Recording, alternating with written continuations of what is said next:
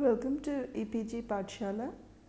In the last two modules, we have looked at various aspects of polytomous regression. In this module also, we will look at a recap and a summary of all that we have introduced for polytomous regression models. So to begin with, we will look at the case when we have a nominal outcome. Now you know that when we have a nominal outcome, it means that we have categories which cannot be ordered in any way. So in this case, the appropriate regression model is the baseline logistic model, and we shall first look at this model and its fitting. Next, we shall move on to the case where we have an ordinal outcome. Now, an ordinal outcome means that it is possible to order the categories, and hence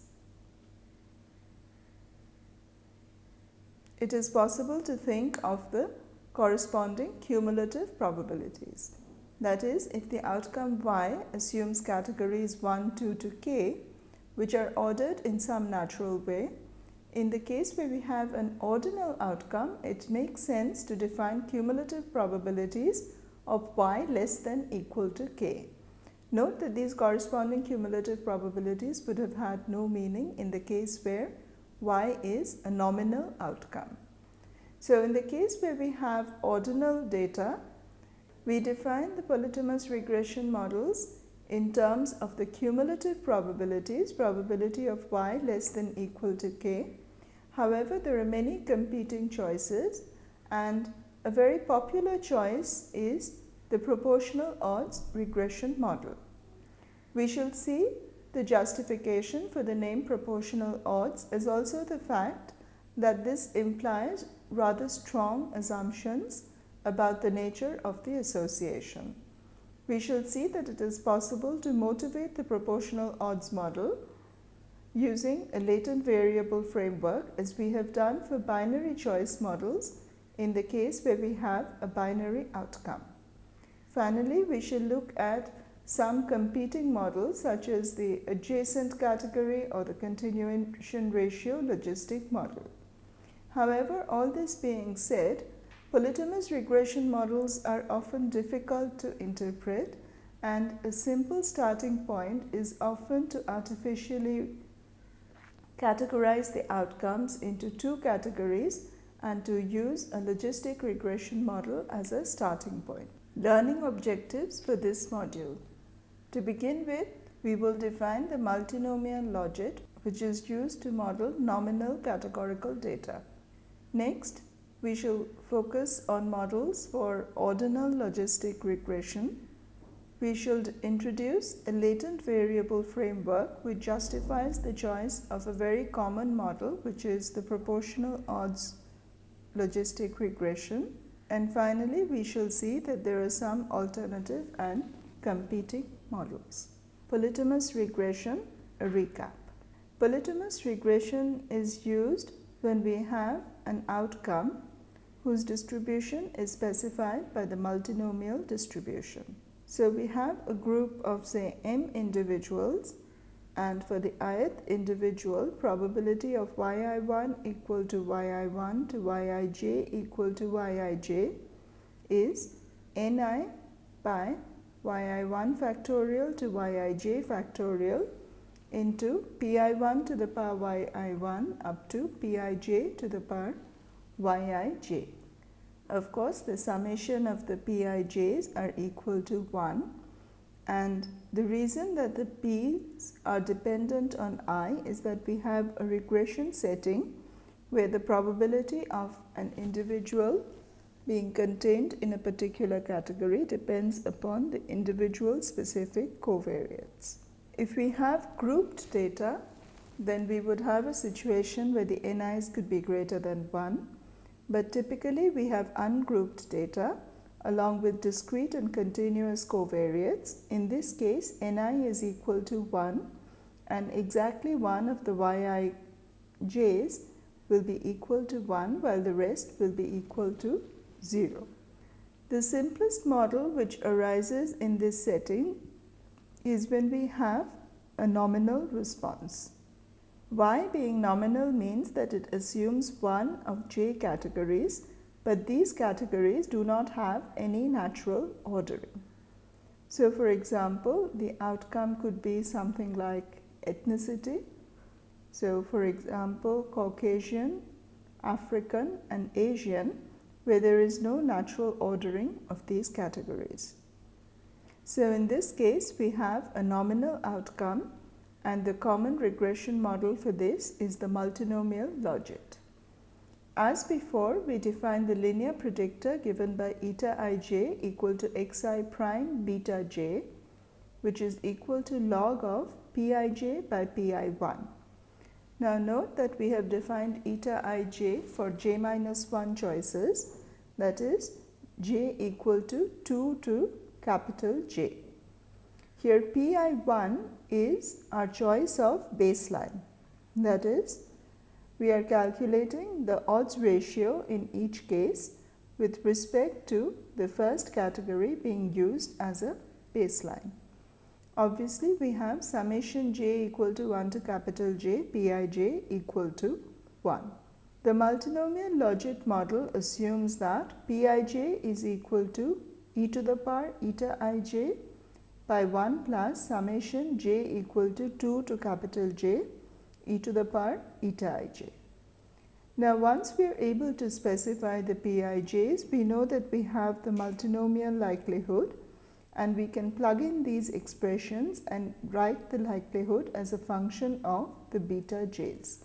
So note again that we have j minus 1 vectors of beta j with a different vector for each level of j. So once we can write down the likelihood, estimation and inference using maximum likelihood is simple, or at least it is conceptually simple, and in practice maximizing the likelihood would require the use of iterative algorithms. To fit a multinomial logistic regression model in R, we need to call the library nnet. Note that nnet here stands for neural net and the function multinom. So assuming here that we have an outcome variable, which here is denoted by SPID, the multinomial logit regression model is fitted using the command multinom SPID tilde the variables age plus educ plus.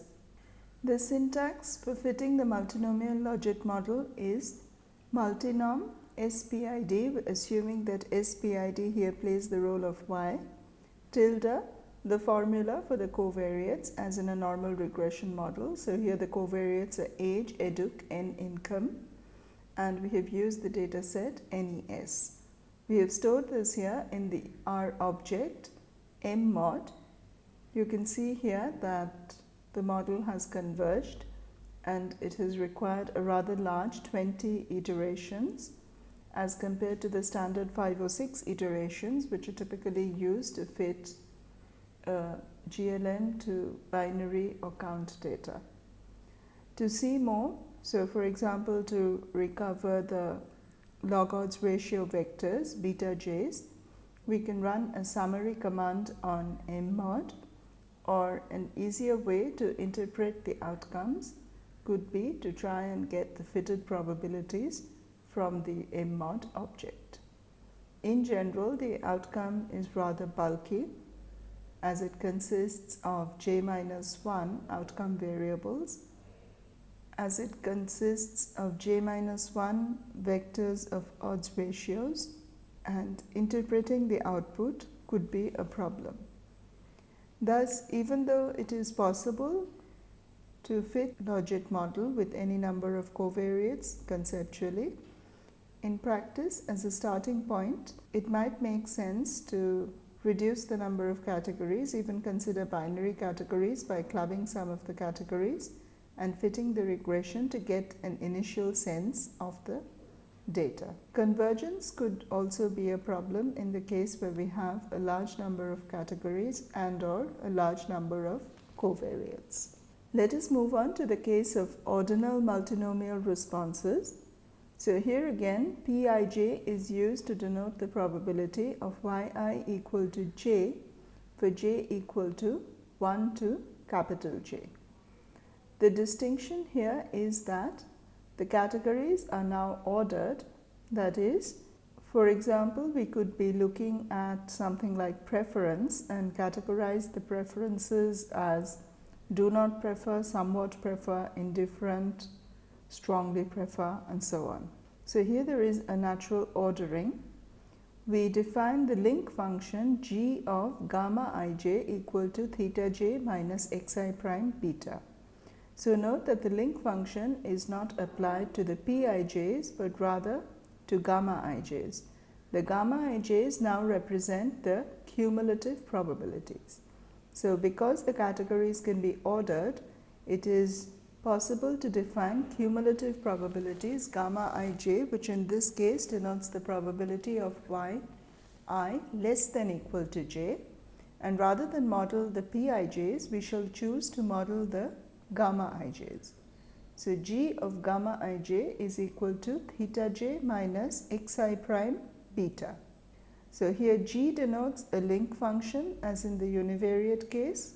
Common choices are the logit, probit, complementary log-log, again as was used in the univariate case.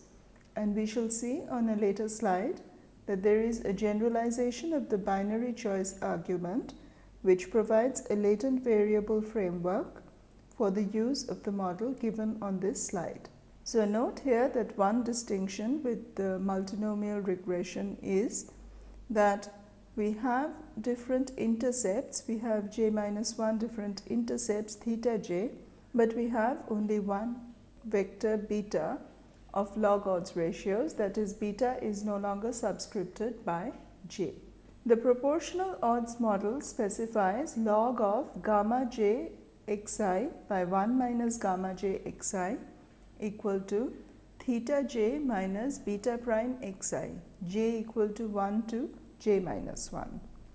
The justification for the name proportional odds model comes from the fact that if we assume that we have a single covariate, say x, and we compare two values, x equal to x1 and x equal to x2, then it is possible to show that the proportional odds model implies that gamma j x1 over 1 minus gamma j x1, that is, the odds of y being less than equal to j, that is lying in or below the jth category corresponding to a value x1 of x, as compared to the same odds when x takes the value x2, is given by e to the power minus beta prime x1 minus x2.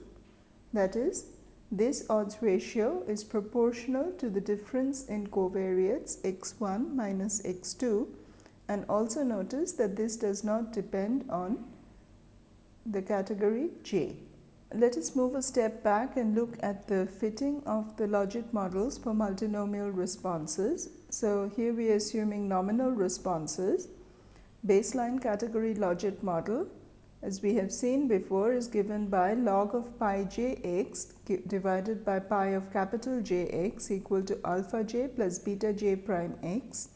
Here we have decided to use the last category, capital J, as the reference category, and it is possible to obtain the odds comparing any pair of categories using the fact that log of pi ax by pi bx is equal to log of pi ax by pi capital Jx minus log of pi bx by capital Jx, where the relationship alpha j plus beta j prime x would hold for all j equal to 1 to j minus 1.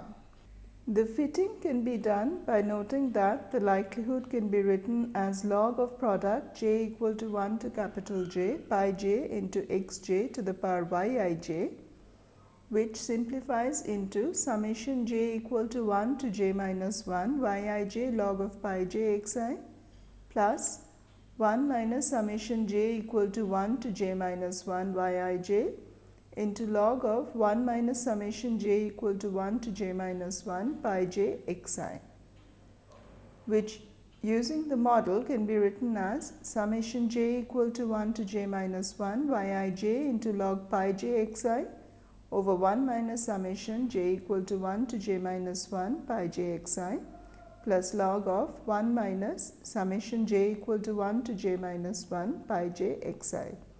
We can substitute the beta j's in this equation and get the likelihood for the beta j's. Subsequently, we can maximize this function. However, in practice, this is rather complicated because it turns out that when we find the likelihood for the n individuals, log of product I equal to 1 to n, product j equal to 1 to capital J, pi j xi to the power yij, this turns out to be summation j equal to 1 to j minus 1 alpha j into summation 1 to n yij plus summation k equal to 1 to p beta jk into summation I equal to 1 to n xik yij minus summation I equal to 1 to n log of 1 plus summation j equal to 1 to j minus 1 exponential alpha j plus beta j prime xi. Now, there is no easy way to extract the beta j's from this function, and thus any maximization has to be numerical and iterative. It is for this reason that a relatively simpler but somewhat ad hoc fitting approach is used. That is, instead of fitting the joint model, we take pairs of categories. So, we take the jth category versus the appropriate baseline, which we denote by capital J, and fit the logistic model to this truncated sample. This will give us separate j minus 1 models, but of course, the results will always be less efficient than a full-blown maximum likelihood estimation fitted to the joint capital J categories. Moving back to ordinal regression, we have defined the cumulative logit model. The cumulative logit is specified firstly by finding the cumulative probabilities.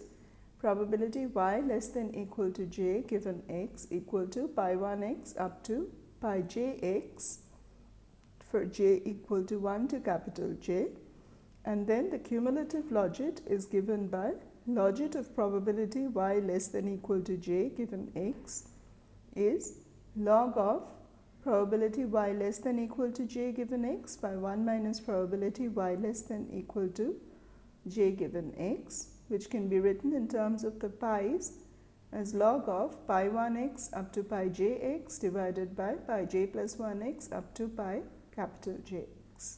The proportional odds model will specify logit of probability y less than equal to j given x equal to alpha j plus beta prime x. Now note that some models often use the specification alpha j minus beta prime x, while some use the specification alpha j plus beta prime x. What this does is to reverse the sign of the log odds ratio, and I would encourage you to work out the relationship between the cases where we use minus and plus as a coefficient for the betas. As I said before, the proportional odds model name comes from the fact that if we take two values of the covariate x1 and x2 and find the corresponding cumulative log odds ratio, this turns out to be proportional to the difference between x1 minus x2, and further this log odds ratio does not depend on the value of j. From the form of the model, if we were to plot the probabilities, note that this is what the curves would look like. So on the x-axis here we have plotted the covariate x, and on the y-axis we have plotted the cumulative probabilities, probability y less than equal to j. Now, of course, for any fixed value of x, there has to be a monotonic relationship between these probabilities, and each of these has the familiar sigmoid shape of a logistic regression. Further note that each of these has the same slope, and this is due to the fact that we have used the same vector of log odds ratios. A justification for this model comes from a latent variable motivation. So in this case, we assume that there is some underlying variable y star, and if y star lies between alpha j minus 1 to alpha j, we observe the event y equal to j. As before, we can think of y star as some net utility which has an observed part derived from the covariates, which is beta prime x, and an unobserved part epsilon. We can then relate the two as probability y less than equal to j given x is equal to the probability of y star less than equal to alpha j given x is equal to g of alpha j minus beta prime x, where g is now the CDF of epsilon. As before, assuming that epsilon has a logistic distribution will lead to the proportional odds logistic model. There are some alternative cumulative link models. So note that our specification is G inverse of probability y less than equal to j given x is equal to alpha j plus beta prime x, where g can be any monotonic function lying between 0 and 1. So the cumulative log-log link specifies that log of minus log 1 minus probability y less than equal to j given x is equal to alpha j plus beta prime x. There are some competing models, one of which is popularly used is called the adjacent categories model. So here, instead of modeling the event y less than equal to j as opposed to y greater than j, we model the logit of the function. We model the logit of the probability of y lying between category j, given that it lies either within category j or category j plus 1. For further details on the adjacent categories logit and also another rival category model, which is called the logit model applied to the continuation ratio, and to see the situations in which these models could be preferred to the polytomous regression model, you are referred to the book by Agresti. In this model, we have done a recap of all that we learned about polytomous regression. We have first applied this to the case where we have a nominal outcome. That is, we have an outcome which takes one of a fixed number of categories, but there is no natural ordering of these categories. In this situation, we have fitted the baseline logit model. We have seen that while this can conceptually be fitted using maximum likelihood, in practice, there could be problems with convergence. We need to use numerical and iterative methods, and we also need to ensure that we have a relatively parsimonious model formulation. The model can be fitted using the NNet library in R. Next, we have moved on to ordinal logistic regression, and most of our focus has been on the proportional odds model, which is the most common choice. The reason is that it returns a relatively small set of parameters because we assume that the vector of log odds ratios is the same for all categories. Because we assume that the vector of log odds ratios is the same for all categories. This turns out to be a rather strong assumption, but it can be justified using a latent variable framework. Although we have not looked at fitting in this case, fitting of the proportional odds regression model can be used using the Pol R function in R. We have briefly touched upon an alternative, which is the adjacent category logit. There is actually yet another alternative called the continuation ratio logit, and for this and more, I refer you to the book by Agresti. Thank you.